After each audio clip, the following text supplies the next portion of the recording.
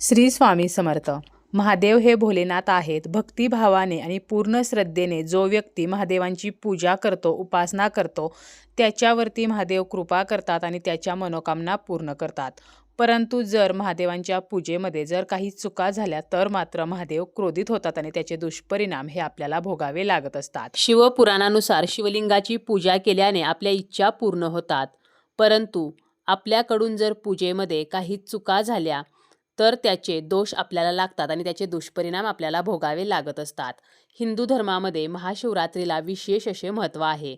धर्मशास्त्रानुसार महाशिवरात्री ही गंगेच्या थेंबाप्रमाणे पवित्र मानलेली आहे.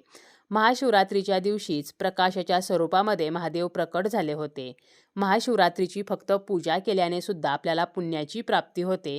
त्याचप्रमाणे या दिवशी व्रत आणि उपवास केल्याने घरामध्ये धनधान्य आणि सुखसौभाग्यामध्ये वाढ होत असते. या दिवशी पृथ्वीवरील सर्व शिवलिंगामध्ये सूक्ष्म रूपात महादेव हे अवतरलेले असतात. महाशिवरात्रीच्या दिवशीच भगवान शिवशंकर शिवलिंगाच्या रूपात प्रकट झाले, म्हणून या दिवशी शिवलिंगाची विशेष पूजा करण्याला अनन्यसाधारण असे महत्त्व आहे. या दिवशी आपल्याला काही नियम हे आवर्जून पाळायचे आहेत. जसं की महाशिवरात्रीच्या दिवशी सकाळी लवकर उठावे, उशिरापर्यंत झोपू नये. त्यानंतर या दिवशी काळ्या रंगाचे किंवा निळ्या रंगाचे वस्त्र परिधान करू नये. तर या दिवशी आपल्याला शक्य असेल तर पांढऱ्या रंगाचे वस्त्र परिधान करावे. पांढरा रंग हा महादेवांना अत्यंत प्रिय आहे. त्याचप्रमाणे पांढरा रंग हा महादेवांना शांत करतो. त्यामुळे या दिवशी पांढऱ्या रंगाचे कपडे हे अवश्य परिधान करावेत. सूर्य उगवण्याच्या अगोदरच आपल्याला उठायचं आहे आणि स्नान करायचं आहे. तसेच या दिवशी आपण उपवास करत असलो किंवा उपवास जरी करत नसलो तरीसुद्धा आंघोळ केल्याशिवाय काहीही खायचं प्यायचं नाही. अगोदर आंघोळ करायची आहे आणि त्यानंतरच आपल्याला उपवासाचे पदार्थ असतील किंवा इतर जे काही पदार्थ असतील तर ते खायचे आहेत. तसेच आंघोळ केल्यानंतरच आपल्याला शिवांची पूजा करायची आहे. देवघरामध्ये जर शिवलिंग असेल तर आपल्याला आंघोळीच्या अगोदर त्याची पूजा अजिबात करायची नाही, तर आंघोळ करूनच पूजा करायची आहे.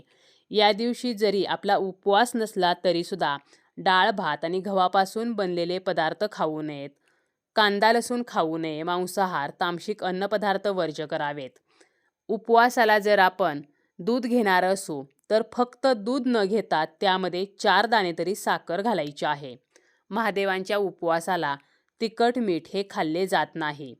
परंतु आपण जेव्हा उपवासाचे पदार्थ बनवतो आणि आपल्याला मीठ खाणे गरजेचे असेल, आपल्या तब्येतीसाठी मिठाची गरज असेल तर मात्र आपण सैंधव मीठ वापरायचं आहे. या दिवशी शिवलिंगावर इतरांनी अर्पण केलेला प्रसाद हा ग्रहण करू नये, कारण असे करणे अशुभ मानले जाते. तसेच महादेवांच्या पूजेमध्ये शंखाचा वापर करू नये. आपण जेव्हा पूजा मांडणी करतो तर यामध्ये शंख, घंटा या गोष्टी ठेवत असतो, परंतु महादेवाच्या पूजेमध्ये शंख वापरला जात नाही, कारण महादेव व शंखाचे जमत नाही. त्याचप्रमाणे शंखाचा वापर करून जलाभिषेक सुद्धा करू नये.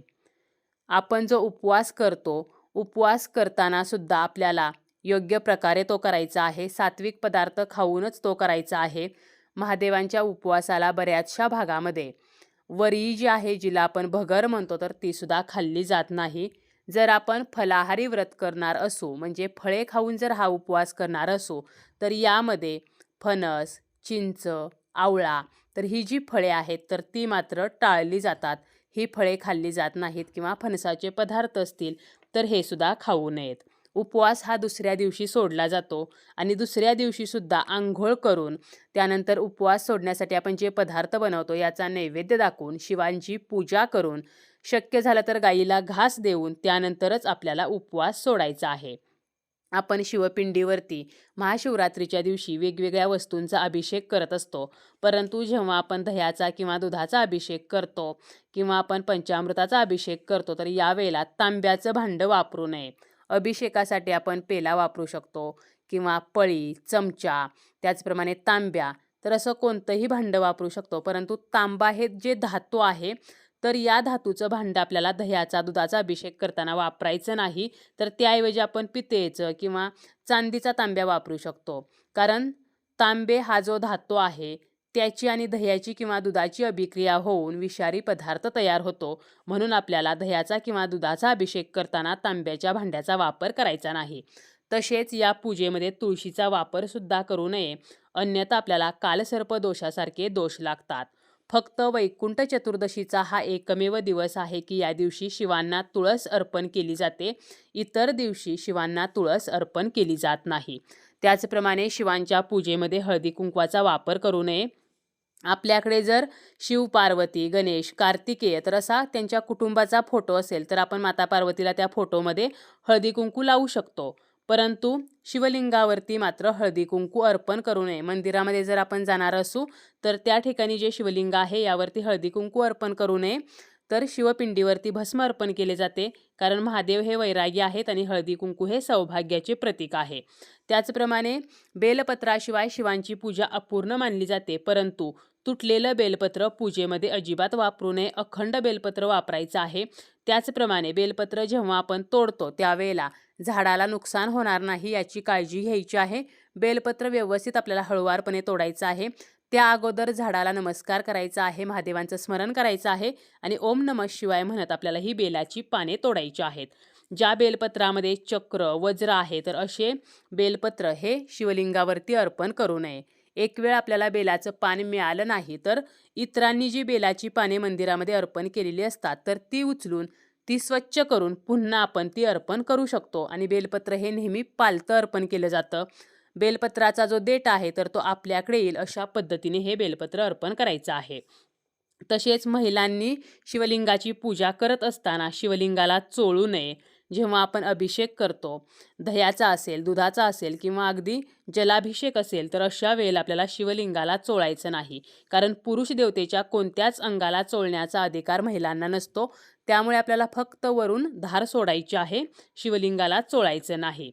जेव्हा आपण पाण्याचा अभिषेक घालतो, मंदिरामध्ये जर आपण पाण्याचा अभिषेक करणार असू किंवा इतर कोणत्याही गोष्टीचा अभिषेक करणार असू तर ते पाणी आपल्या पायावरती पडणार नाही याची काळजी आपल्याला घ्यायची आहे. शिवलिंगाला पूर्ण प्रदक्षिणा ही कधीही घालू नये, कारण शिवलिंगाची जी जलाधारी आहे तर त्या ठिकाणी पितृगण बसलेले असतात.